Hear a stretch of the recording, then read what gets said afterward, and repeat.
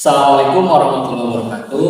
Perkenalkan, saya Yudi Setiawan Febriansyah, calon guru penggerak angkatan 8 dari SMA N1 Cikijing, Kabupaten Majalengka. Pada kesempatan kali ini, saya akan melakukan aksi nyata modul 2.3 yaitu coaching untuk supervisi akademik bersama Patrian Sugiansyah MPD. Assalamualaikum Patrik. Waalaikumsalam warahmatullahi wabarakatuh Pak Yogi. Gimana kabarnya Pak? Sehat? Alhamdulillah sehat. Pak Yogi sendiri gimana? Alhamdulillah Pak sehat. Saya ucapkan terima kasih Pak dengan kesibukannya selalu sengaja di sore hari ini Patri mau menyempatkan diskusi pas pra observasi untuk supervisi nanti Pak ya. Sama-sama Pak Yogi, saya sangat mendukung sekali apalagi ini tentang pembelajaran, kita bisa sharing, bisa saling menguatkan. Siap Pak, insya Allah nanti kita saling sharing gitu ya, saling membagi pengalaman ya. Karena kebetulan kan Patrian juga sebagai seorang CGT ya akan sebelumnya gitu ya. Ya betul, sama-sama belajar ya. Siap. Jadi pada hari ini, sore hari ini ya, izinkan saya untuk melakukan percakapan observasi Pak. Ya. Siap Pak Yogi. Sesuai yang telah kita sepakati, nanti kita akan melakukan supervisi ya. Saya akan masuk ke kelas Patrian gitu Pak. Siap Pak Yogi. Ya Pak, mungkin bagaimana perasaannya? Perasaannya sangat senang Pak Yogi karena ini kesempatan bagi saya untuk lebih meningkatkan lagi kualitas pembelajaran bagi saya. Pak ya, Bapak punya semangat yang tinggi Pak untuk terus belajar ya, meningkatkan kompetensi pembelajaran. Mungkin ada beberapa hal yang ingin saya sampaikan Pak. Yang pertama yaitu menyampaikan tujuan dari supervisi itu sendiri. Jadi supervisi yang akan dilakukan nanti oleh saya pada Patrian yaitu untuk tadi sesuai dengan harapan Patrian supaya kita terus bisa meningkatkan kompetensi kita. Karena nanti kita akan melakukan refleksi atas hasil supervisi yang dilakukan oleh saya pada Patrian.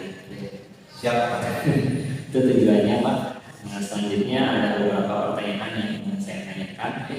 Yang pertama yaitu tujuan pembelajaran yang ingin Bapak capai pada materi pembelajaran. Apa Pak tujuan pembelajarannya? Bapak guru geografi ya? Saya mengajar geografi Pak. Iya. Sekarang saya mengajar di 3 tingkatan, kelas 10, kelas 11, kelas 12. Tapi nanti saya akan mencoba di kelas 11 Pak. Nah di kelas 11 itu sekarang sudah masuk ke materi KD atau kompetensi dasar atau capaian pembelajaran yang kedua, yaitu materi tentang dinamika biosfer. Nah, dinamika biosfer itu berkaitan dengan persebaran flora dan fauna yang ada di wilayah dunia dan Indonesia. Nah itu sudah masuk ke pertemuan minggu kedua sebetulnya Pak. Nah, jadi nanti di pertemuan yang akan disupervisi itu berarti masuk ke indikator yang selanjutnya Pak. Nah indikator yang nanti akan saya bahas di kelas itu tentang menganalisis sebaran flora dan fauna yang ada di dunia dan Indonesia Pak. Nah, itu adalah indikator pembelajarannya yang ingin dicapai. Nah, terus tujuan pembelajarannya berarti sesuai dengan indikator tadi. Nah, peserta didik diharapkan mampu menjelaskan pembelajaran bisa menjabarkan tentang wilayah persebaran flora dan faunanya, kemudian bisa menjelaskan karakteristiknya karakteristik dari wilayah flora dan fauna tersebut, juga nanti bisa memerinci jenis-jenis flora dan faunanya secara komprehensif gitu. Jadi dikrinya nilainya secara komprehensif ya. Utuh gitu Pak siswa itu. Dari semua indikator tersebut bisa dicapai oleh siswa. Jadi materinya berapa tentang biosfer gitu ya Pak ya. Terus tadi tujuan pembelajarannya anak-anak mampu menjelaskan gitu ya tentang penyebaran flora dan fauna, karakteristik wilayahnya gitu ya, dan jenis-jenis flora dan fauna yang tersebar berdasarkan karakteristik wilayah. Ya, betul Pak. Betul ya. Selanjutnya Pak, pertanyaannya, apa saja sih area pengembangan yang akan Bapak capai dari hasil observasi Pak? Area pengembangannya yang ingin saya capai untuk siswa Pak Ibu, maksudnya itu untuk siswa diharapkan bisa menguatkan pengetahuan siswa terkait dengan konsep yang dibahas. Ya, tadi sesuai dengan tujuan pembelajarannya diharapkan siswa itu kuat pengetahuannya, terkuatkan pengetahuannya. Itu fokusnya sih ke arah penguatan. Tapi bukan hanya itu sebetulnya, nanti juga diharapkan karena ini geografi selalu dikaitkan dengan kepedulian terhadap lingkungan. Karena ini berbicara flora dan fauna, nanti diharapkan siswa memiliki sikap peduli terhadap pelestarian flora dan fauna yang ada di Indonesia terutama. Nah, nanti juga bukan hanya itu, ada lagi ranah yang ketiga yaitu dengan keterampilan Pak. Nah, kalau keterampilan itu biasanya kalau dalam pelajaran geografi dikaitkan dengan peta. Nah, ini membentukkan peta, jadi nanti siswa juga bisa membuat petanya, bisa membaca petanya, itu termasuk dalam ranah keterampilan. Tapi untuk penguatan nanti pertemuan yang akan dihadapi nanti ya ketika supervisi itu ya lebih cenderung ke kognitifnya dulu, pengetahuannya dulu sebagai fondasinya. Pak, selanjutnya pertanyaan selanjutnya itu strategi ya, pendekatan, model dan metode pembelajaran yang akan Bapak lakukan untuk mencapai tujuan pembelajarannya apa Pak? Untuk strateginya saya sesuai dengan prinsip yang sudah saya pelajari, yaitu harus berpihak pada murid Pak ya. Juga harus berdiferensiasi pembelajarannya karena tidak setiap siswa itu di kelas memiliki keunikan masing-masing gitu. Jadi saya strateginya akan standar oriented Pak. Standar oriented. Nah, nanti untuk metodenya akan menggunakan metode yang bervariasi Pak. Akan ada diskusi, tanya jawab dan presentasi. Untuk modelnya sendiri, model pembelajarannya, karena nanti siswa harus membuat produk berupa PowerPoint atau poster, itu bisa masuk kepada model pembelajaran proyek problem atau proyek based learning. Proyek based learning. Ada produk yang nanti dibuat oleh siswa, kemudian nanti siswa mempresentasikan berupa poster atau PowerPoint. Seperti itu. Berarti strateginya Bapak akan melakukan student oriented yang berdasarkan keberpihakan pada anak ya, dan juga pembelajaran yang berdiferensial. Terus tadi modelnya Bapak akan memilih project based learning karena ada produk yang harus dibuat oleh anak gitu. Terus metodenya Bapak akan melakukan metode bervariasi yaitu diskusi sekaligus tanya jawab. Nah, selanjutnya Pak, bagaimana media yang akan Bapak gunakan dalam proses pembelajaran ini? Nah, untuk media yang pertama tentu gambar Pak. Ya, ini media sangat penting dalam materi ini karena nanti harus ada visualisasi gambar dari wilayahnya, ada gambar floranya, komunitas floranya itu memerlukan media gambar, dan nanti si media gambar itu juga harus ditunjang dengan alat media yang lain, harus ditayangkan dalam bentuk visual. Nanti saya akan menggunakan fokus dengan HP yang dibutuhkan. Nanti yang menggunakannya itu bukan hanya saya, tapi lebih diarahkan ke siswa. Nah, nanti rencananya siswa yang harus menggunakan dan mempresentasikan dari hasil produk yang dia buat.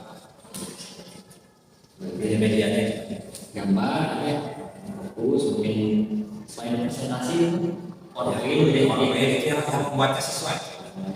Diarahkan sama didik atau siswa ada membuat PowerPoint dan sebagainya. Oke, selanjutnya Pak, pertanyaan terakhir mungkin pembukas. Kira-kira kapan Bapak akan melakukan pembelajaran tersebut, ya kan? Terus di kelas mana, gitu ya? Dan jam berapa? Untuk jadwal saya materi Rios ini ada di kelas 11, nanti bisa menggunakan hari Jumat Pak. Hari Jumat tanggal 15 September itu saya ada jadwal di kelas 11 IPS 5 jam 7 jam 8 11 IPS 5 itu bisa kita gunakan untuk supervisi ini gitu, untuk observasi gitu ya kelas. Siap Bapak, izinkan nanti mungkin saya akan masuk ya ke Tanggal kelas ya pada hari Jumat tanggal 15 September 2023 di kelas 11 IPS 5 itu ya betul. dari jam ke-7 dan jam ke-8. Yang insya Allah ya. Semoga berjalan dengan lancar ya. Amin. Sekali lagi mungkin makasih Pak atas waktunya. Percakapan observasi mungkin cukup. Nanti kita lanjutkan Pak di percakapan pasca observasi Pak. Siap ayo gitu. Saya sangat mendukung sekali ya supaya kegiatannya berjalan dengan baik dan lancar.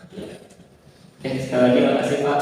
Mungkin Sama-sama Pak Yogi. ya hal-hal yang ingin saya sampaikan di observasi. Assalamualaikum Pak. Waalaikumsalam. Enggak ya, sampai.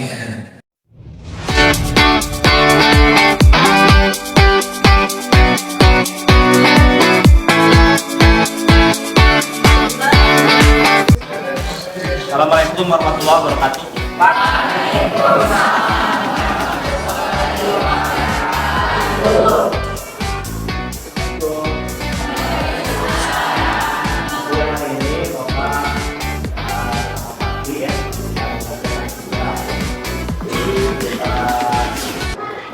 Supervisi ini ya di Patri akan supervisi sama Bapak, jadi nanti Bapak dari belakang silakan kalian belajar seperti biasa gitu. Yang kalian enjoy, aktif dan lain sebagainya. Oke, terima kasih ya. Bismillahirrahmanirrahim. Assalamualaikum warahmatullahi wabarakatuh. Waalaikumsalam warahmatullahi wabarakatuh. Saya dulu kelas 11 IPS 5 ya. Aisyah ada? Alias Dafa Ajam Dede biasa Dikti Maulana Dinda Mahari Dinda Mahari Elsa Jahat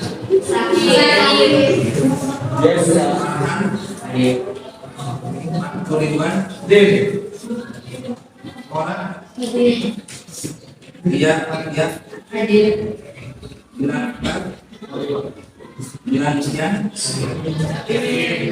Asli Muhammad Ais Muhammad Ali Muhammad Dolan Muhammad Ilham Najarin Nurwini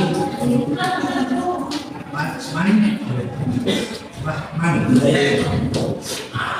Yasik Sita Siti Siti Aisyah Siti Fitriah Dola Mulia Said ya. Ya pagi ya.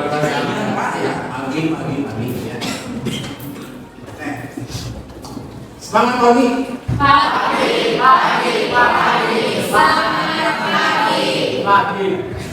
Disuruh kita kondisikan dulu ya, kondisikan dulu ya kelasnya. Yang pertama pakaian berarti semua dulu. Siapa yang beli rapi pakaian? Yang belum rapi itu rapikan dulu.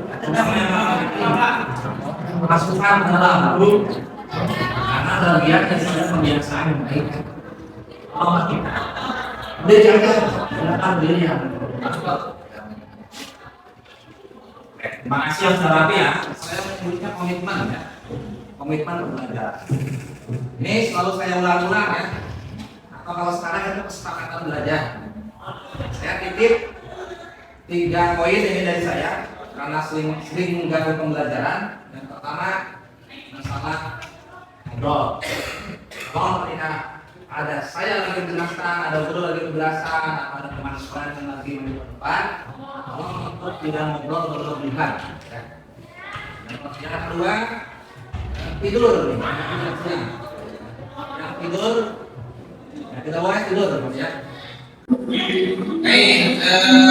Selanjutnya saya mohon izin untuk masuk ke penjelasan tentang tujuan pembelajaran. Ya. Tujuan pembelajaran pada pertemuan kali ini mungkin nanti akan ditayangkan di ini ya. Saya mohon izin dulu nih. Ini poin cek. Nah, kita diharapkan mampu yang pertama menjalankan wilayah persebaran komunitas sekolah dunia. Kedua, menjalankan statistik wilayah rumah. Dan ketiga, mampu memiliki jenis sekolah dan tujuan pembelajaran pada pertemuan tadi ini. Nah,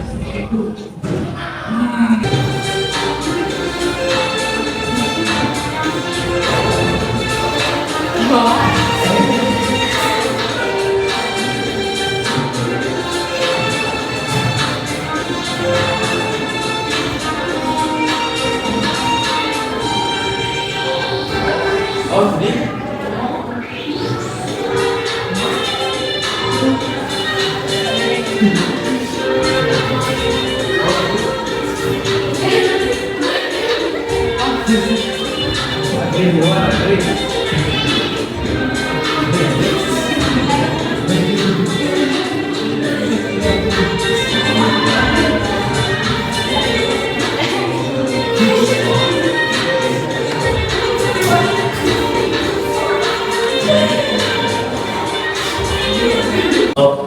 pertemuan kali ini kan kita melanjutkan pembelajaran yang kemarin ya. Nah silakan sekarang duduk terkelompok. Ini aja sih kelompoknya apa? Jangan ditanggalin. Jadi 4 orang. Ya nanti ada diskusi ya. Ini sampai ini ya. Iya tadi nanti ini sambil belajar.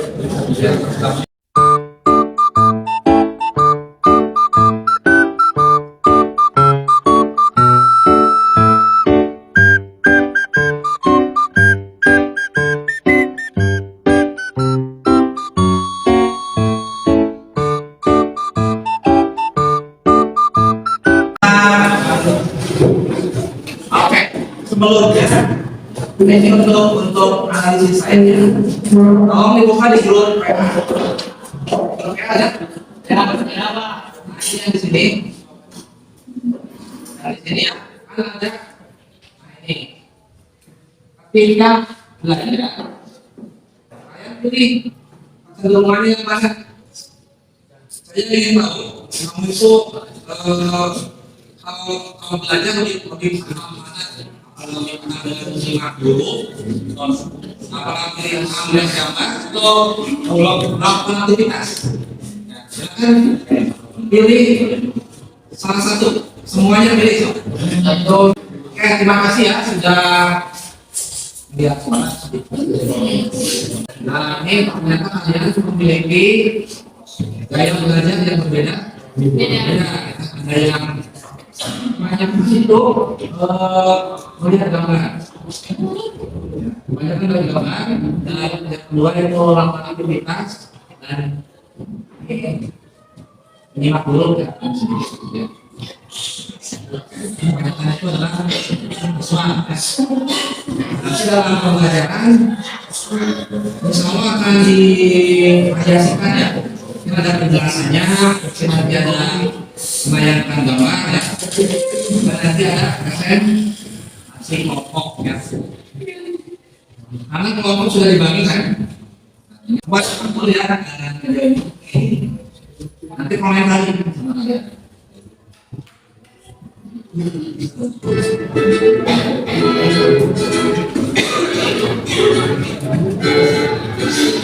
Saat kamu berkunjung di kebun binatang di daerahmu, kamu melihat ada pinguin yang harus hidup di suhu dingin. Kamu ingat bahwa habitat aslinya pinguin itu hidup di kutub utara. Lalu kamu berpikir, mengapa pinguin itu bisa bertahan hidup di wilayah sedikit untuk utara ya. Dan mengapa mereka tidak tinggal di daerah kering saja? Sebenarnya ada faktor yang mempengaruhi persebaran flora dan fauna loh. Yuk kita cari tahu bersama. Sebelum mencari tahu faktor apa saja yang mempengaruhi persebaran flora dan fauna, kamu wajib mengenal dulu dengan lapisan ini yang menjadi tempat kita hidup. Yuk, lapisan ini menjadi tempat tinggal makhluk hidup seperti manusia, hewan, dan tumbuhan. Kamu bisa menyebutnya dengan biosfer. Secara etimologi, biosfer itu berasal dari kata bio yang berarti hidup dan sfer yang berarti lapisan. Sebagai makhluk hidup, tentu kita membutuhkan keberadaan daratan, perairan, hingga udara. Begitu pula dengan flora dan fauna.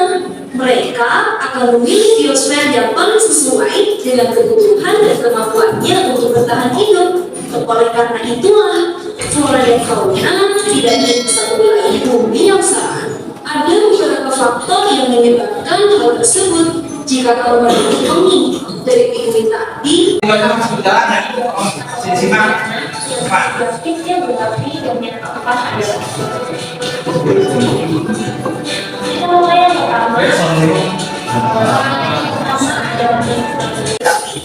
kamu lihat ada cacing yang hidup di tanah itu. Keberadaannya akan membantu proses penyuburan tanah dari flora yang hidup di sana. Nah, dari contoh itu, kamu membaca flora dan fauna. Semoga bermanfaat ya. Sampai jumpa.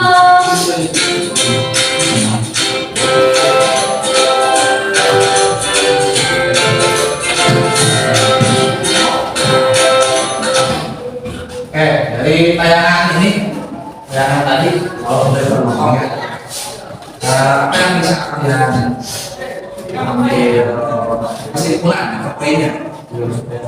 Ya, apa? Saya bisa menunjukkan komentar biosfer. Apa yang berkaitan dengan biosfer tadi? Nah, udara itu apa ya? Di biosfer kaitannya udara, air, bagaimana itu kaitannya dengan orang dan jadi biosfer, biosfer yang dari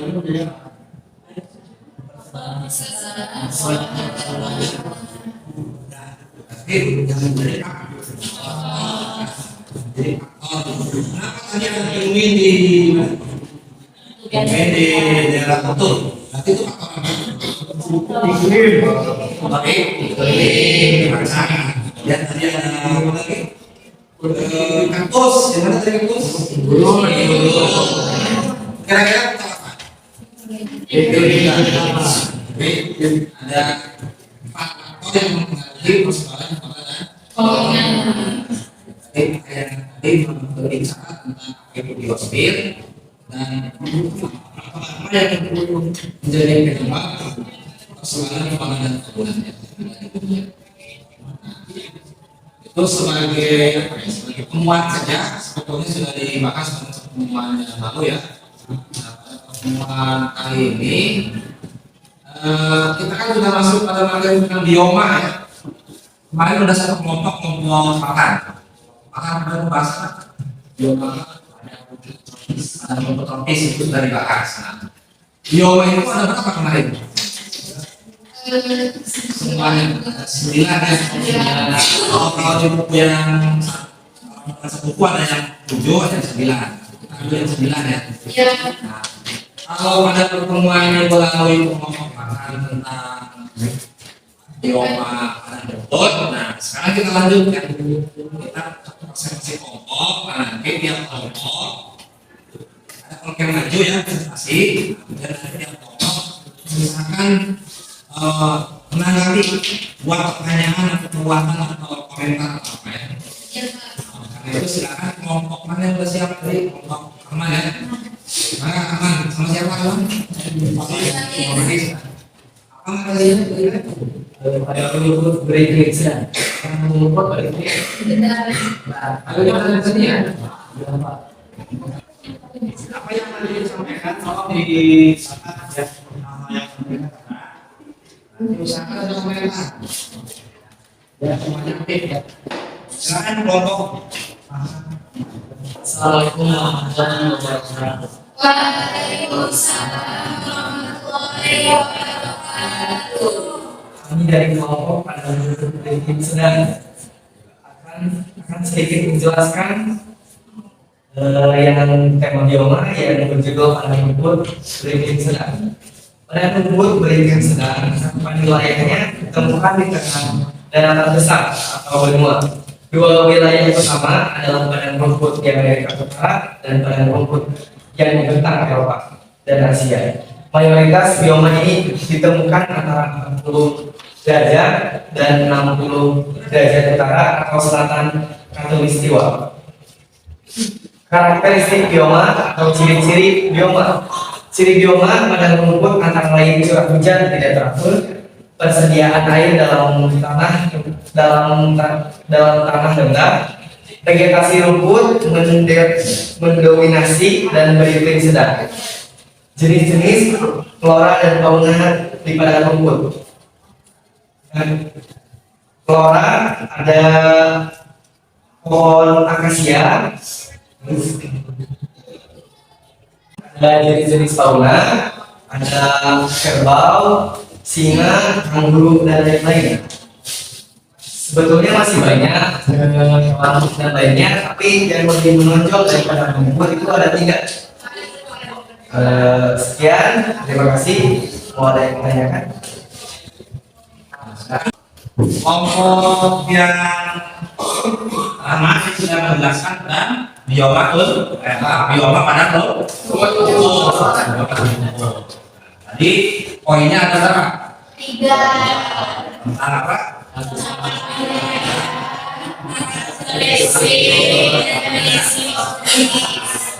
Ini sana. Kita tadi pertanyaannya udah cukup jelas ya. Nah sekarang biar kita variasi, saya harap yang berkaitan dengan flora, sekarang dengan yang faunanya. Yang faunanya nanti siapa yang mau maju nih? Tolong perhatikan. Nanti kalau di dalamnya lebih kalau kami tentang floranya, bioma fauna, ya. Salah satu pembagian faunanya itu ada namanya fauna alien. Akan dijelaskan oleh kelompok flora. Jadi silakan. Assalamualaikum warahmatullahi wabarakatuh. Waalaikumsalam warahmatullahi wabarakatuh. Saya berdiri di sini akan sedikit menjelaskan tentang zona oriental bersama Lydia. Oke, kita lihat dulu pertanyaan. Kita masuk ke cakupan wilayah. Di sini ada beberapa zona, tapi kita akan membahas tentang zona oriental. Oke, masuk ke cakupan wilayah. Kita berada di zona oriental di sini. Ini Indonesia dan ini Filipina dan Malaysia, terus ada Cina dan juga ada India. Itu termasuk cakupan zona oriental. Jadi ada beberapa negara yang menjadi zona oriental. Kita lanjut ke karakteristik fauna di zona oriental.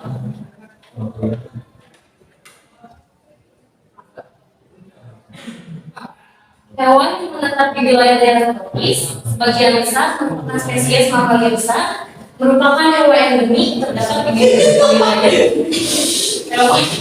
wilayah tertentu saja. Oke, kita masuk ke hewan-hewannya ya. Tunggu sih, Mas.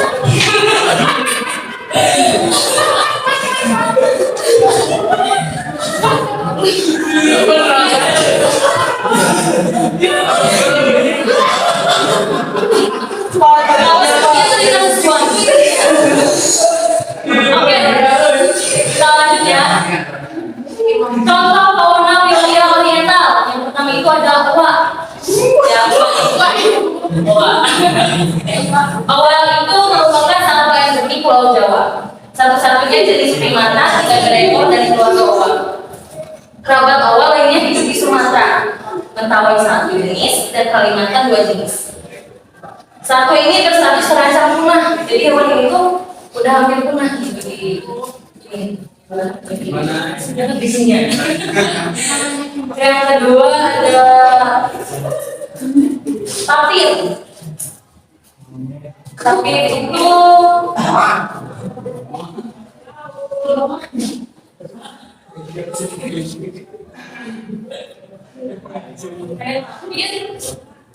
yang bisa dijumpai di Sumatera. Jadi tapir itu ada di wilayah Sumatera doang. Itu pun hanya pada bagian selatan Danau Toba sampai ke Lampung. Oke, yang ketiga ada martel. Martel adalah suatu jenis hewan yang tersebar alami di Afrika, Asia Barat, dan Asia Selatan. Jadi tersebar di 3 wilayah.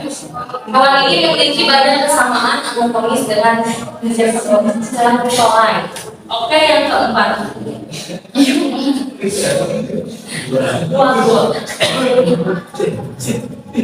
Bos sejenis pusat yang menyebar luas mulai dari India dari bagian utara sampai barat, Sri Lanka, Bangladesh, Burma, Asia Tenggara, Tiongkok Selatan, Semenanjung, Malaya hingga Filipina.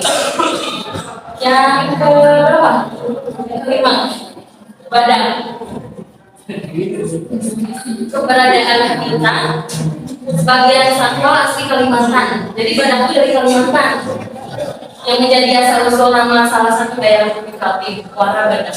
Terus lanjut ke gajah.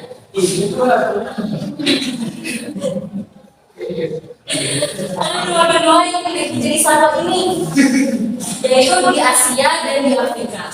Untuk gajah Asia tersebar di negara-negara Indonesia, India, Thailand, Myanmar, Malaysia, dan Sri Lanka.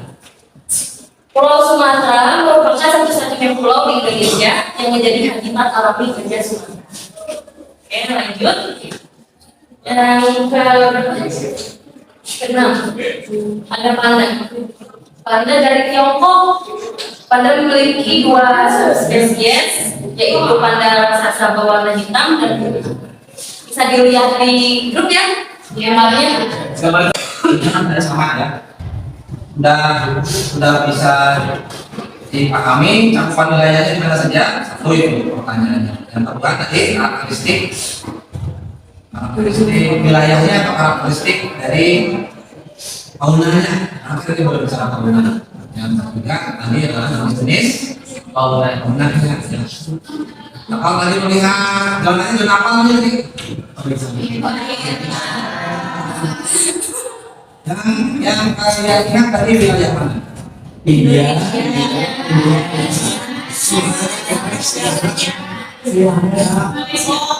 Nah, kalau masuk tadi wilayah negara kita negara Sumatera. Indonesia itu masuk ke dalam zona Orient. Tadi binatangnya juga ada gajah kan? Kenal ya? Di mana? Indonesia. Ada Lampung ya. Kita masuk ke dalam Oriental secara pembagian zona fauna itu ini yang oke, kita sudah cukup ya. Terima kasih Pak Mulia. Silakan berlanjut. Terima kasih perhatiannya. Sekian dari kami. Mohon maaf bila ada penjelasan yang tidak dimengerti.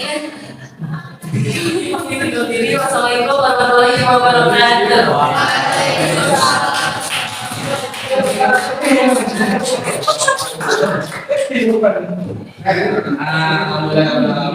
Kita sudah 2 kelompok yang maju depan.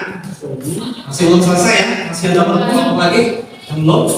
Masih banyak. 6 kelompok lagi belum selesai. Yang berikutnya ya. Oke. Saya ucapkan terima kasih pada kelompok dan teman-teman sudah bagus ya. Terkurang ini kan tolong jadikan cermin buat lain agar tampil lebih baik lagi ya. Oke, untuk presentasi nanti ya. Nah, kemudian sebelum ditutup pembelajarannya. Nah, sebelumnya saya ingin ada refleksi dulu dari kalian. Refleksi tentang pembelajaran hari ini. Silakan komentar seperti apa. Apakah cukup dipahami materi pembelajarannya, ada kurangnya seperti apa, gitu ya. Atau mungkin ada masukan kira-kira seperti apa? Dan buat komentar gitu. Apakah pembelajarannya cukup dipahami tadi? Ada yang mau berkomentar kira-kira apa yang harus diperbaiki pembelajarannya? Kalau tadi diskusinya gimana? Penyampaian kelompok jelas tadi. Ada lagi yang mungkin mau diperbaiki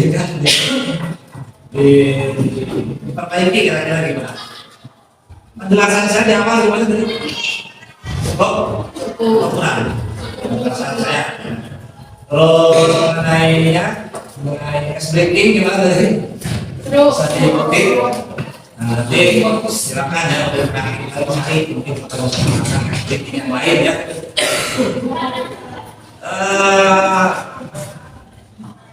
Interaksi ya. Kalau dari saya refleksinya buat kelas udah bagus, sudah sangat bagus ya. Kelasnya itu sudah sangat memperhatikan. Tapi kalau boleh saya kasih masukan nih ya sebagai bahan refleksi pembelajaran depan, ini kelasnya harus lebih meningkatkan melatih kritisan. Tadi udah stimulus dengan gambar, dengan ngobrol ke depan, tapi respon dari yang di belakang masih kurang gitu ya.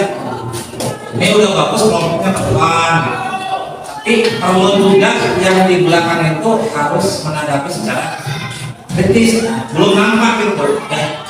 Kira-kira mendalam apa sehingga kalian seperti ada raguan gitu. Apa yang tanggapan Mbak?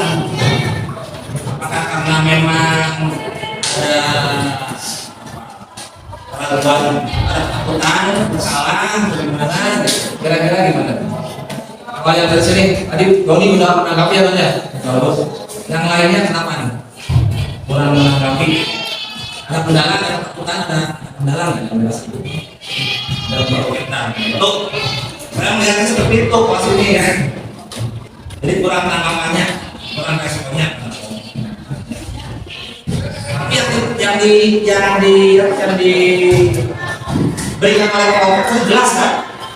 Saya menjadi masalah apa? Saya minta. Oke, saya ingin kalau pelajaran ini saya tunjuk ya. Tidak. Kita suka menanggapi ya. Yang kamu rasakan seperti apa? Tanggapannya. Ada hal apa yang sehingga responnya pelan dan saya mengingatkan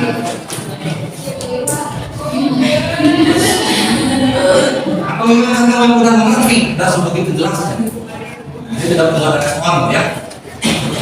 Kalau ini oke, kalau dari sini dia lagi yang kamu kenapa seperti susah untuk membawakan pengalaman dalam merasakan karena paham tidak paham sama sekali tidak paham. Bukan tidak boleh paham sudah paham ya. Oke, itu sebagai bahan saja. Intinya nanti pertemuan berikutnya saya ingin kalian lebih saya juga berusaha nih bagaimana caranya lebih mengaktifkan kalian ya.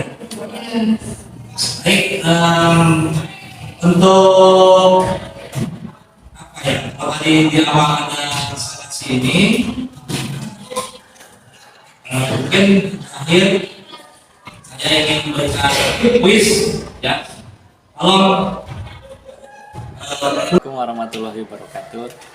Perkenalkan saya Yogi Setiawan Febriansyah, calon guru penggerak angkatan 8 dari SMA 1 Cikicing, Kabupaten Majalengka. pada kesempatan kali ini saya tidak sendiri, ditemani sama Pak Trian Sudiansyah MPD. Selamat siang Pak. Selamat siang Pak Yogi. Dan bersama pengajar praktik sama Pak Suherman, SPD MSI. Selamat siang Pak. Selamat siang. Oke, pada hari ini akan melakukan wawancara pasca observasi bersama Pak Trian. Siap Pak Yogi. Gimana Pak perasaannya hari ini? Senang Pak? Ya, alhamdulillah sangat senang Pak Yogi. Setelah kemarin diobservasi sama Pak Yogi, itu banyak hal yang menjadi bahan refleksi barangkali ya Pak Yogi. Iya. Banyak refleksi, kemudian juga ketika di kelas bagaimana bisa melihat proses pembelajaran yang dilaksanakan dan Betul. juga melihat bagaimana siswanya, bagaimana prosesnya, bagaimana hal teknisnya ya, kemarin banyak terkendala juga. Betul Pak, betul. Jadi itu jadi bahan dan catatan bagi saya untuk lebih yang menjadi bahan masukan lah yang baik buat saya. Iya, Pak, jadi posisinya senang ya Pak ya? Alhamdulillah sangat senang Pak Yogi ya dengan kegiatan ini. Ya, sekali lagi mohon maaf Pak mengganggu aktivitas Bapak di hari efektif belajar ini Pak ya. Tidak lain untuk merefleksikan tadi Pak ya, tujuannya hasil observasi yang sudah kita lakukan pada hari Jumat ya Pak ya. Hari Jumat jam 12:30 waktu itu ya Pak ya, sampai jam 14.00. Walaupun di tengah-tengahnya ada berbagai macam hambatan, bahkan ada sempat razia ya Pak waktu itu ya. Ada razia Banyak dari tim terpotong-potong, kesiswaan. tapi alhamdulillah bisa sampai akhir gitu. Alhamdulillah. Sampai beres ya. Dan saya juga sangat melihat bagaimana Pak Trian mengajar gitu. Alhamdulillah, terima kasih Pak, itu menjadi menjadi pengalaman bagi saya bagaimana oleh rekan sejawat di Iya. supervisi Pak. Iya. Karena biasanya kan oleh koordinator PKG saja gitu ya. Kepala sekolah juga hampir-hampir jarang ya. Iya. Mungkin nanti baru mau ke depan gitu. Nah, kalau oleh dengan rekan sejawat, ini pengalaman pertama saya Pak. Oh gitu. Hampir nggak pernah saya dengan rekan sejawat itu. Oh, Banyak iya. kemarin Pak Yogi masuk ke kelas saya, itu pengalaman berharga bagi saya. Iya. Seperti itu. Iya Pak, jadi mungkin mohon maaf ya Pak ya, saya sebagai guru yang junior gitu ya Pak ya, tapi harus mensupervisi guru yang sudah senior yang mungkin Bapak udah lebih dari 10 tahun Pak ya di SMA 1 Cikiding Ya, ini gitu. betul. Jadi mohon maaf sebelumnya Pak, tapi tidak lain kita untuk sama-sama belajar ya Pak ya. Ya intinya kan Pak Yogi, kalau masalah mengajar itu bagaimana kita sharing gitu ya, Iya, sharing setuju. bisa berbagi gitu. Sepakat. Kalau Pak Yogi justru muda, masih fresh gitu, masih Masih banyak ilmunya, update lah. Kalau saya mungkin ya harus banyak belajar juga dari Pak Yogi gitu ya. Sesuai tujuan kemarin pas praobservasi Pak ya, nanti kan kita itu saling berbagi pengalaman gitu ya Pak ya. Betul, betul. Sesuai dengan hal yang sudah kita komitmenkan pada praobservasi gitu. Jadi hari ini saya tidak akan menilai Bapak gitu ya, tidak akan mengatakan baik atau buruk, tapi kita sama-sama belajar gitu ya Pak ya. Ya, betul, intinya itu Pak Yogi ya, kita sharing untuk lebih meningkatkan kualitas pembelajaran gitu intinya. Barangkali dari kegiatan kemarin saya sudah mengamati Pak Trian sudah mengawali dengan pembiasaan atau budaya positif ya Pak ya. Ada merapihkan pakaian ya Pak ya.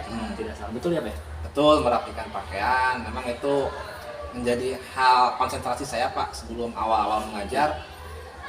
Paling penting itu bagaimana kita mengkondisikan peserta didik. Jadi peserta didik harus siap gitu, baik itu fisiknya maupun mentalnya. Nah itu kalau pakaian termasuk fisik ya. Iya. Pakaian harus rapi, kemudian kebersihan lingkungan kelas. Iya. Kan saya sampai menyuruh anak untuk membuang sampah dulu keluar. Ya betul. Saya kira itu menjadi hal yang bagian daripada pembelajaran juga. Betul. Karena di sana ada nilai-nilai karakter Pak. Iya. Pembangunan karakter dari awal pembelajaran, anak harus sudah siap, harus sudah tertib, dan itu mudah-mudahan membentuk kesiapan belajar peserta didik gitu. Seperti itu. Itu kalau di pembelajaran berdiferensiasi itu kan ada bagian kesiapan belajar murid gitu.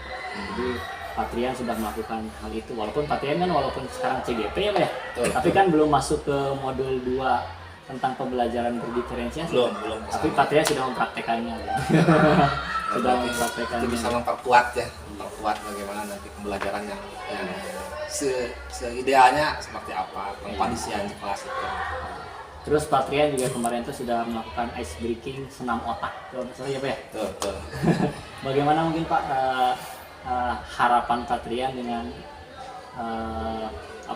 ice breaking senam otak itu untuk Ice breaking itu sebetulnya tujuannya itu untuk memecahkan kekakuan. Iya. Karena biasanya kalau awal-awal masuk siswa itu karena tadi sudah saya kondisikan arahkan agak-agak tegang gitu ya. Iya. Nah jadi tujuannya biar si suasana itu cair dulu, mereka itu Betul. cair, satu itu tujuannya. Terus yang keduanya agar konsentrasi Pak. Kalau kemarin senam otak itu anak itu apalagi jam siang namanya, Betul. jam-jam rawan gitu. Jadi bagaimana si anak harus konsentrasi kembali, ingat akan tujuannya bahwa anak itu ya harus fokus belajar gitu. Walaupun jam siang, makanya saya coba kemarin ice breaking dengan senam otak itu. Mudah-mudahan bisa meningkatkan konsentrasi gitu anak. Iya. Fokus lagi belajarnya Pak. Tapi bagus Pak, dari awal kan Bapak udah bersikap mungkin agak tinggi gitu ya levelnya dengan cara harus memasukkan baju, membuang sampah, itu kan agak panik mungkin anak Pak ya. Tapi akhirnya dicairkan, tadi kan mencairkan gitu ya Pak ya. Betul. Tujuannya itu anak dihibur akhirnya dengan ice breaking yang Bapak pilih dengan cara senam otak gitu ya Pak ya. Ya, jadi memang harapannya itu di samping mencairkan suasana, konsentrasi tadi Pak. Karena itu jam siang itu udah jam-jam rawan lah gitu, Iya, ibaratnya iya. anak itu udah kelelahan gitu. Seperti itu Pak. Kira-kira ada ice breaking lain biasanya Pak di kelas lain selain yang kemarin? Biasanya saya nyanyi Pak, nyanyi Oh, gitu. nyanyi. Saya Yel-yel berarti apa ya? ya kayak yel menggunakan gerakan gitu Pak. Hmm. Saya pernah melakukan itu dan itu pun ternyata bisa mencairkan juga. Hmm. Sampai anak-anak berkeringat Pak, karena Oh, gitu. ulang lagi sampai 3 kali. Oh iya. Keringetan Pak. Hmm. Ya alhamdulillah mereka jadi Semangat, hangat, ya? jadi semangat setelah itu. Itu pernah melakukan Pernah hal gitu seperti ya. itu juga. Bukan hanya yang senam otak, tapi juga tadi kayak yel-yel. Gitu. Di awal saya suka bilang semangat pagi. Nah, kalau dijawab semangat pagi itu kan Kayak anak paskibra gitu. ya, tuh, seperti itu. Jadi mereka itu udah dari awal udah di push gitu. Ayo semangat. Walaupun jam siang tapi kita mengatakan semangat pagi. Iya. Semangat paginya itu harus tetap ada gitu. Siap. Ya itu mungkin ya Pak ya. Jadi pembelajaran kan buat saya Pak. Ya nanti bisa saya gunakan juga untuk di mata pelajaran saya di Ya. kelas gitu. Jadi terima kasih Pak kemarin ilmunya. Betul, Insya kita Allah. ini aja sharing berbagi Pak Yogi. Ya di Nanti sini. Pak Yogi juga punya ini lebih banyak lagi, saya juga sama gitu. Siap, Kita berbagi gitu. Terus kemarin itu kan aspek pengembangan kalau nggak salah ya, mohon dikoreksi jika saya salah. Aspek pengembangan yang ingin Bapak capai gitu ya di praobservasi itu ke aspek kognitif gitu ya, Betul. pengetahuan. Namun tidak menutup kemungkinan juga bahwa Patri itu ingin menyasar aspek keterampilan gitu ya, bahkan ke afektif gitu, ke sikap gitu ya. Betul. Tapi lebih fokusnya kemarin tuh kalau nggak salah ke pengetahuan dulu ya Pak ya, ke kognitif itu ya. Betul, jadi kemarin itu kenapa fokus ke kognitif dulu? Karena ada konsep yang harus dikuasai oleh peserta didik Pak. Iya. Terutama kan sesuai dengan indikator ya, anak harus menguasai bagaimana bisa menjabarkan cakupan wilayah flora dan fauna dunia gitu kan, terus bagaimana anak bisa menjelaskan tentang karakteristik wilayahnya, Betul. bagaimana anak bisa mengetahui dan bisa menjelaskan, bisa menyebutkan, bisa menjelaskan, bisa memaparkan jenis-jenis flora dan fauna yang ada di wilayah tersebut, itu cenderung ke arah kognitif. Iya. Nah, tapi kan tambahannya saya juga menggunakan pembelajaran dengan metode yang lain ya Pak ya. Saya tanya jawab, saya mendiskusikan anak-anak presentasi, itu pun sudah termasuk ke dalam keterampilan. Iya. Terutama bagaimana anak ketika ke depan dia harus bisa meningkatkan keterampilan berkomunikasinya dengan Betul. baik gitu. Iya. Ada komunikasi yang baik, bagaimana dia menyampaikan sebagai presenter, itu Betul. juga bagian daripada keterampilan Pak. Iya. Terutama keterampilan dalam hal berkomunikasi. Kemudian ada tanggapan juga dari teman yang di belakang, itu Iya. kan ada kolaborasi di sana, ada nilai-nilai kolaborasi, apalagi kalau dikaitkan dengan profil pelajar Pancasila, Pengenalan kritis. mudah-mudahan dapat gitu ya Pak, Iya. menanggapi secara kritis, kemudian ada kolaborasinya antar kelompok, Betul. kerjasamanya juga gitu. Terus yang paling penting ya kita saling menghargai barangkali di kelas ya. Sepakat. Seperti itu Pak. Iya Pak. Kemarin saya sudah melihatnya sih. Kemarin Patri sudah aspek pengetahuannya sudah disampaikan ya Pak, dibantu dengan media YouTube ya Pak ya kemarin. Betul. YouTube, terus keterampilannya saya amati ada proses diskusi ya Pak, berkolaborasi di dalam kelompoknya untuk membuat poster ya Pak ya. Membuat poster Pak, itu juga kan bagian daripada keterampilan. Nah, ada anak yang awalnya itu pas saya nggak bisa bikin poster, udah sok kalian coba kolaborasi. Nah, kolaborasi dengan kelompok yang bisa. Awalnya bilang begini, nyeleneh gitu, wah bikinin, bikinkan gitu. Oh jangan dibikinkan, kamu harus belajar bagaimana caranya. Oh iya Pak, maksudnya caranya bagaimana. Nah, teman yang lainnya ngasih tahu dan akhirnya bisa Pak. Semuanya udah bikin poster semua gitu. Tinggal nanti giliran tampil aja gitu yang harus. Berarti anak sudah yang mahir membantu yang Nah, kurang jadi percaya diri tadi ya gitu Pak. itu, jadi itu pun bagian daripada pembelajaran berdiferensiasi Pak. Iya, Jadi ada kategori anak yang sudah mahir, betul. yang menguasai IT-nya gitu, menguasai konsepnya juga. Ada anak yang memang perlu dibantu. Betul. Dan saya sudah menggunakan cara apa berarti ya, berbagi antar teman itu ya, Iya. peer berarti ya, peer ya gitu, peer learning lah istilahnya gitu. Jadi anak yang udah menguasai itu membantu, saya perbantukan. Betul, betul. Kelihatan mobile Pak, anak-anak yang belum bisa ngedatangin yang Iya. udah bisa nanya-nanya gitu. Pas prosesnya itu kelihatan sekali ada kolaborasi dan Iya. di sana itu ada karakter berarti Pak, ada Iya. karakter saling membantu, tidak boleh egois gitu kan. Kita harus membantu rekan yang kesulitan dan mereka saling membantu dan akhirnya alhamdulillah jadilah poster itu Pak yang ditayangkan dan luar biasa Pak. Kalau ngeliat tayangan posternya kreatif Pak, Betul, betul. kreatif dengan warna tampilannya, dengan gambarnya, dengan petanya luar biasa. Jadi kalau anak itu diberikan ruang kreatif ternyata mereka ya Bisa. menunjukkan ya bisa lebih hebat lah gitu seperti itu. Sepakat Pak, sepakat ya dengan yang disampaikan Bapak. Terus selanjutnya Pak, strategi kemarin ya, strategi atau model ya Pak ya, dan metode pembelajaran. Kalau nggak salah strateginya itu Bapak ingin berpihak kepada murid gitu ya, Betul. student center, terus pembelajaran berdiferensial gitu ya Pak. Model pembelajarannya kalau nggak salah berbasis pemecahan masalah, Ya. based learning. Lebih ke problem based learning soalnya itu si anak itu memecahkan permasalahan konsep, dia mencarinya secara berkelompok, kemudian dia memaparkannya gitu Pak. Kalau menurut saya sih itu ke problem saja, karena produknya itu ya poster gitu, dan di poster itu dia menayangkan konsep-konsep yang dia sudah saya arahkan. Problemnya itu tolong cari permasalahan kaitannya dengan konsep, penjabaran wilayahnya, cakupan wilayahnya gitu. Jadi anak itu mencari Pak, mencari gitu. Oh harus tahu nih kalau bioma gurun misalnya, berarti di mana nih cakupan wilayahnya.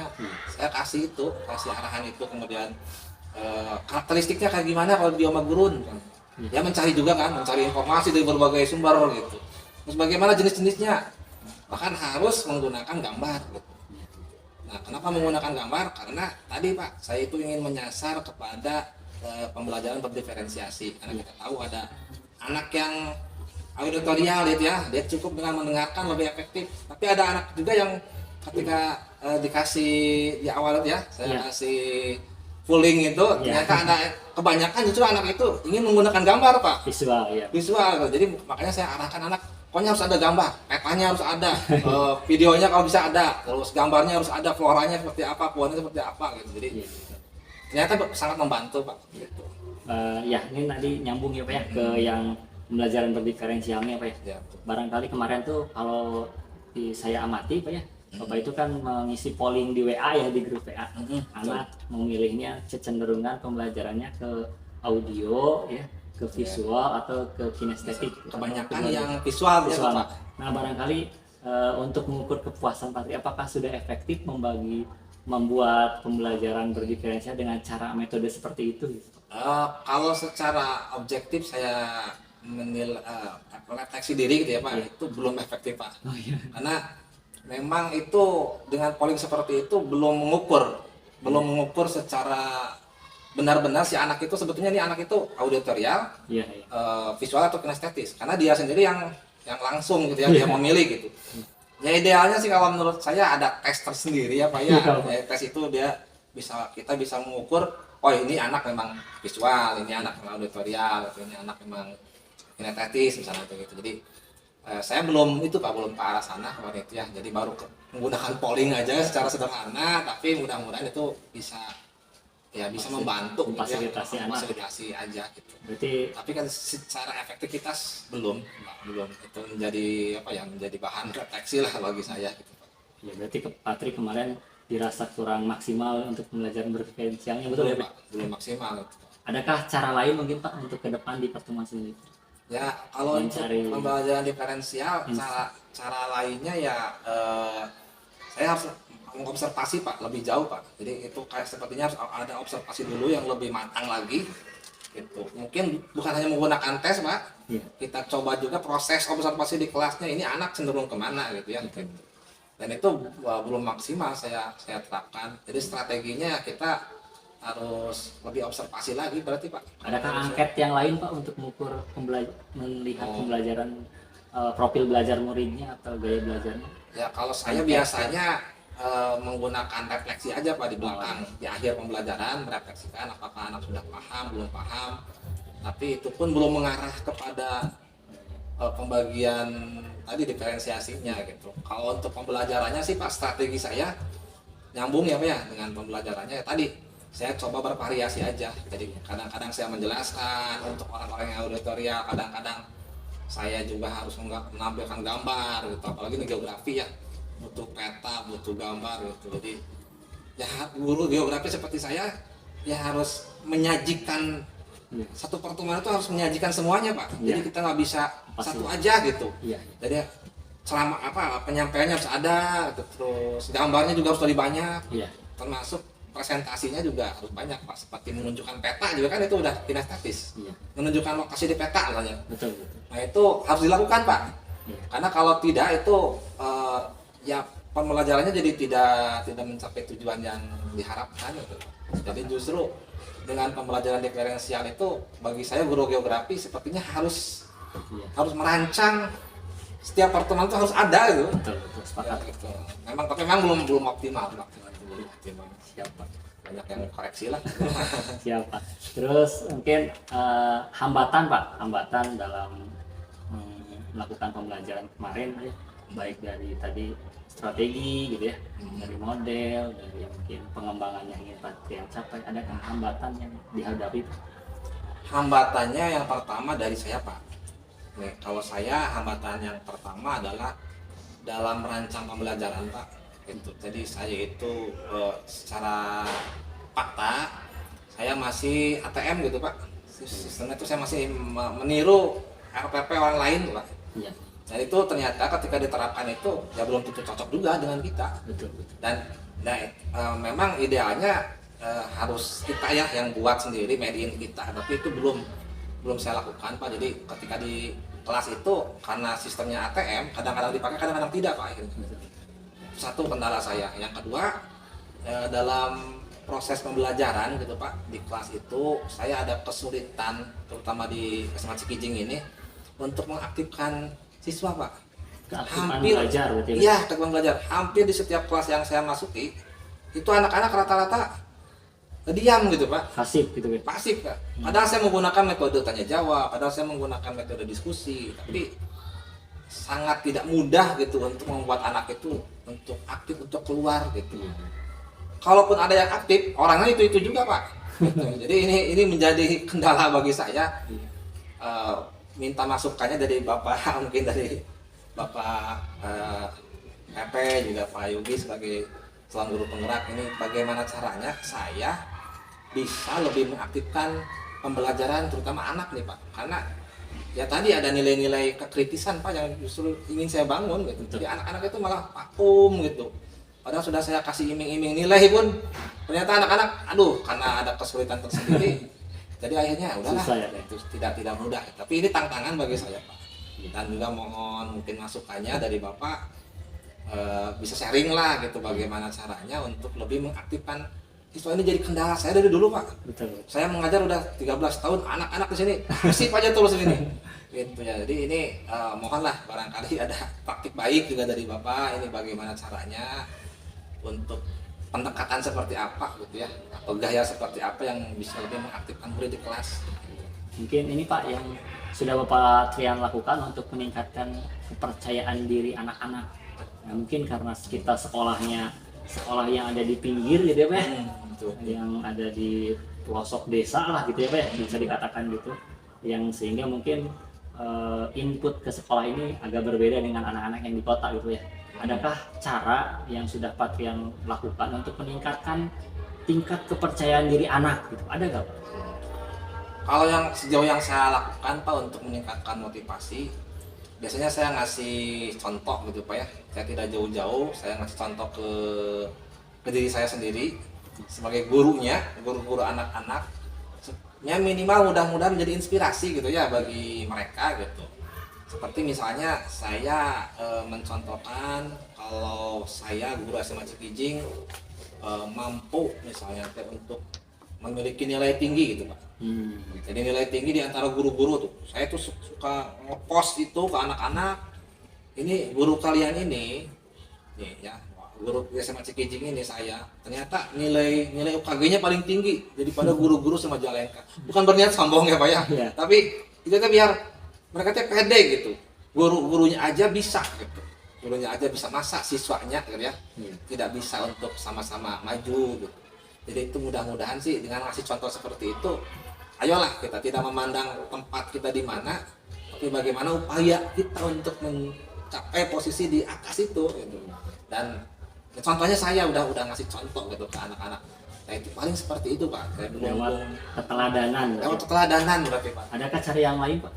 Cara yang lain sejauh ini saya suka ngasih contoh juga pengalaman-pengalaman yang saya literasi gitu Pak ya.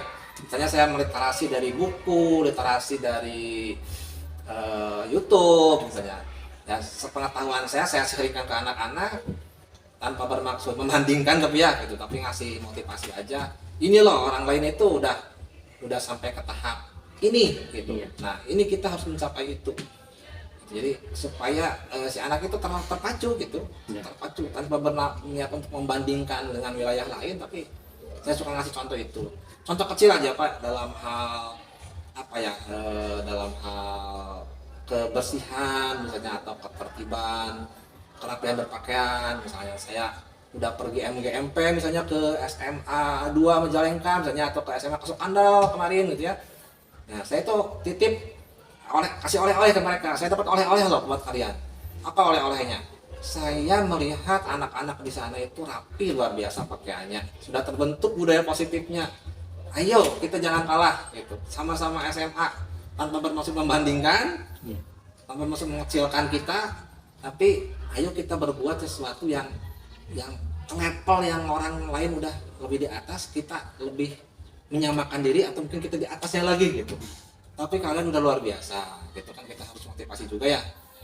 Banyak kelebihan di sekolah ini, udah banyak kelebihan. Nah, kekurangannya mari kita tutupi, kita antisipasi gitu ya, kita perbaiki. Nah, kelebihannya kita pertahankan. Di akhir saya seperti itu. Jadi saya takutnya anak ini yang mentalnya gitu. Seperti itu Pak yang saya lakukan. Jadi bentuk hal yang sederhana Pak, mengapresiasi anak, memberikan tepuk tangan, mengucapkan rasa bangga ke anak, itu salah satu bentuk untuk meningkatkan kepercayaan diri. Nah, iya. Sudah dilakukan Pak. Alhamdulillah kalau itu ya saya baru pengen Pak. Saya terlalu jauh ngasih contohnya ya, itu contoh analogi lah kalau tadi ya. Tapi kalau sehari-hari, alhamdulillah Pak itu betul Pak, itu udah menjadi bagian daripada gaya yang ingin saya terapkan ke anak. Jadi contohnya ketika anak nyeletuk aja misalnya, nyeletuk walaupun jawabannya nyeleneh gitu, itu ternyata harus diapresiasi ya Pak ya. Nah ternyata saya udah mencoba itu, apalagi kalau jawabannya udah bagus, ya harus diapresiasi, minimal berikan jempol gitu, terus dikasih, oh ini bagus nih gitu. Dan itu ternyata memperkuat kepercayaan diri anak Pak. Betul sekali Pak itu. Saya mencoba ke arah sana dan beberapa siswa termotivasi dengan itu. Tapi itu belum optimal gitu Pak ya. Itu saya itu inginnya ya semua presentasinya lebih besar lah gitu. Tapi karena mungkin ya belum mengena gitu. Jadi motivasinya masih agak di bawah misalnya. Dan itu jadi PR juga buat saya. Berproses ya Pak ya. Ya, Sedikit demi sedikit insya Allah di kelas 12, di kelas 11, kelas 12 lebih meningkat lagi. Meningkat lagi, betul Pak. Itu harapannya seperti itu. Kita berupaya ya Pak ya. Kita berupaya gitu sih. Nah, terus ini Pak mungkin udah dicoba juga belum dengan cara misalnya menunjuk anak-anak yang sangat pasif gitu di pelajaran Bapak. Untuk diminta satu kata atau dua kata, misalkan kalau contoh ya Pak ya, tadi yang saya lakukan tadi pagi itu mengabsen siswa dengan cara minta mengungkapkan anak. Saya tadi pakai ice breakingnya, Bapak mau jalan-jalan ke Lombok, silakan kalian bawa satu barang yang kalian akan bawa supaya kalian Bapak ajak untuk ikut ke Lombok, turunnya ke Lombok. Nah, anak-anak harus tidak hanya mengungkapkan hadir gitu ya, tapi anak mau bawa apa gitu. Itu kan bentuk anak berpikir secara spontan mau bawa apa gitu kan. Itu sudah pernah dilakukan seperti itu Pak. Jadi menunjuk anak yang sangat pasif, silakan berikan komentarnya berapa. Belum sih kalau saya menggunakan kayak ini luar biasa Pak, maksudnya buat saya ya. Jadi bagaimana mengaktifkan anak dengan strategi berarti apa itu? Atau Iya, dengan jadi apa? ice breakingnya dengan metode absen interaktif gitu Pak. Betul. Termasuk di dalam pembelajaran juga Bisa, seperti iya. itu bisa Pak. Iya. Memantik anak yang terlalu pasif gitu Pak, untuk diminta sepatah katanya gitu. Sudah Pak. Belum Pak, justru itu Pak. Ya, itu menjadi apa ya? Menjadi PR bagi saya dan justru ini kita perlunya berbagi. Ya, gitu, Pak, sharing ya. apa ya. Nah, jadi kalau apa berarti satu menggunakan ice breaking. Bisa ya. Nah, terus kalau dikaitkan dengan materi, Bapak pernah juga Pak? Materi ya tadi saya menunjuk misalnya satu dua anak yang itu teh menurut penilaian saya di pelajaran saya itu pasif banget gitu Pak. Kalau tadi saya mencontohkan yoga gitu ya di kelas 10-8 itu karena anaknya pasif, maka saya pantik coba berikan komentarnya gitu. Nah itu bisa jadi salah satu strategi gitu Pak, yang bisa dilakukan untuk meningkatkan motivasi diri. Karena akhirnya menyembuhkan ketagihan untuk berkomentar gitu Pak. Ditambah lagi kalau kita apresiasi walaupun statementnya nyeleneh gitu Pak. Ya betul. Ya gitu mungkin. Jadi satu kita menggunakan strategi ice breaking ya Pak ya. Yang keduanya kita berikan apresiasi Setuju. pada anak untuk meningkatkan kepercayaan dirinya gitu ya Pak ya. Terus bagaimana mengaitkan dengan materi pelajaran gitu Pak. Gitu, Pak. Jadi kalau bisa ada strategi khusus tadi seperti tadi Bapak ya gitu, mengaitkan absen dengan tadi clue tadi. Iya. Saya belum menemukan formula itu Pak. Ingin mengaitkan materi dengan strategi atau aktivitas yang mengaktifkan itu saya. Betul. Siap. Itu menjadi PR gitu saya Pak. Pertanyaan terakhir mungkin Pak untuk ini. Harapan Patrian ke depan Pak. Atas hasil observasi yang kita lakukan kemarin, ada hal yang jadi harapan Bapak? Harapan saya ke depan observasi ini bisa menjadi satu pengalaman berharga gitu ya Pak ya, satu pengalaman tentunya pengalaman berharga untuk saya lebih termotivasi lagi untuk meningkatkan kualitas pembelajaran yang saya sudah lakukan Pak. Itu terus setelah termotivasi ya yang keduanya ada aksi nyata gitu Pak. Nah saya ingin ada follow up, ada aksi nyata yang bisa saya lakukan. Tadi banyak masukan dari Bapak yang ingin saya lakukan di kelas, ingin saya praktekkan gitu Pak. Terus yang ketiganya kalau bisa jangan berhenti sampai di sini Pak. Jadi kita ingin intens lah gitu. Jadi kalau perlu dijadwalkan Pak, nggak apa-apa Pak. Bapak seminggu sekali ke kelas saya, nggak masalah Pak.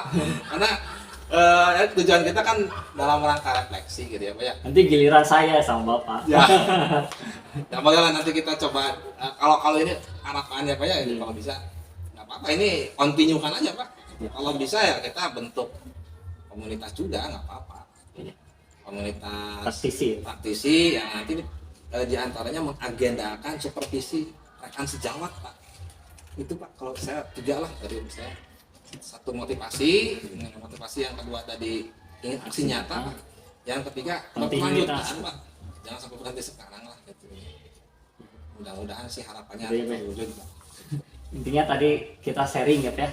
Karena saya juga banyak belajar dari Bapak, dari pembelajaran saya, dan mungkin Bapak juga nanti ada hal-hal yang sedikit bisa diambil dari saya gitu ya. Wah banyak Pak, Sedikit banyak belajar Pak. Ya Pak itu aja mungkin ya Pak. Terakhir mungkin Pak tanggapannya atas proses coaching yang berlangsung antara saya dengan Patrian. Terima kasih Pak Yogi sebagai coach ya, dan Pak Trian mungkin sebagai coach. Jadi dalam hal ini mungkin saya akan memberikan refleksi terhadap praktek coaching yang sudah dilakukan oleh Pak Yogi. Jadi alhamdulillah Pak Yogi sudah dapat mengimplementasikan tentang materi coaching ini, Pak. Karena Pak Yogi tadi saya lihat juga bersama Pak Trian itu sudah mengkondisikan suasana itu yang berbasis kemitraan gitu ya, sehingga tidak ada yang saling menggurui begitu ya. Nah, kemudian Pak Yogi juga sudah menguasai kompetensi-kompetensi yang harus dikuasai oleh seorang coach ya, dalam hal membimbing gitu ya, dengan pertanyaan-pertanyaan berbobot, kemudian tadi mendengarkan aktif, saya lihat gitu ya, mencatat apa yang diucapkan oleh coach gitu kan, sehingga coach tidak merasa dicuekan gitu ya. Jadi terus tadi juga Pak Yogi juga sudah memperlihatkan tentang kompetensi bagaimana hadir secara utuh di dalam proses coaching ini gitu. Jadi terima kasih sekali lagi. Inilah memang yang diharapkan dari proses PPGP ini, terutama untuk materi coaching ya. Dalam hal ini diterapkan di observasi pasca ya, pasca observasi atau dalam kegiatan supervisi berbasis coaching. Kita tahu bahwa di dalam kegiatan supervisi berbasis coaching ini kan ada 3 tahap, Pak Trian.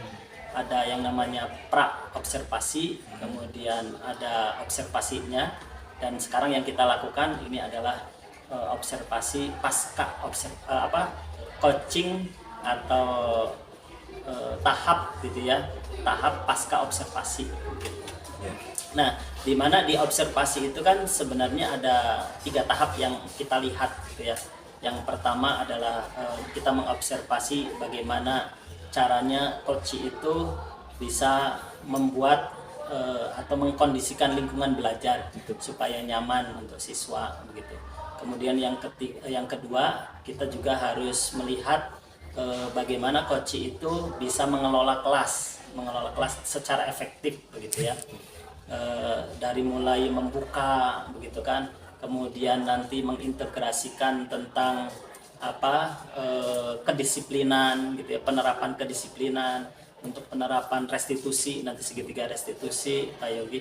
Kemudian yang tidak kalah pentingnya itu adalah bagaimana caranya mengaktifkan siswa seperti yang tadi saya